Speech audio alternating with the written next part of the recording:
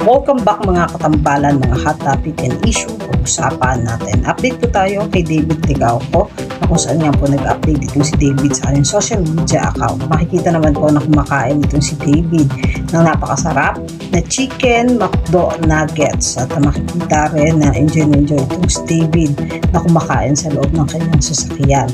At yung paglalaro nga po ni David para po sa Taho Story na kung saan nga po ay makikita yung husay ito si David sa paglalaro ng basketball. At yung ilang photos si David, kuha naman ito sa Tagaytay. Meron din bang upload itong si David na masasarap na steak na pagkain at may ilang mga photos nga po na isinare itong si David at yung pagpapractice nga po ni David ng pagbibisikleta.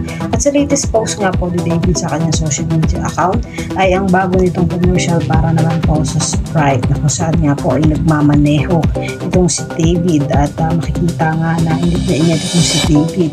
Makikita rin na talaga namang napakagwapo ng pambansang Ginoo doon sa bago niyang commercial ng Sprite na kung saan nga po ay may caption na ang init kahit umuulan at ang OA ng traffic, but no worries for me, Sprite lang ang katapat niyan. Talaga namang enjoy na enjoy itong si David habang umiinom ng Sprite at makikita rin yung ganda ng pangangatawan ng isang David Ligauco. At syempre, ang Gluta Lipo na isa din sa mga ini-endorso nitong si David na umiinom siya ng Gluta Lipo Red Iced Tea. Yan po yung mga update natin kay David. Kayo mga katambalan, ano ang masasabi nyo? Mag-comment lang sa comment section at pag-usapan natin.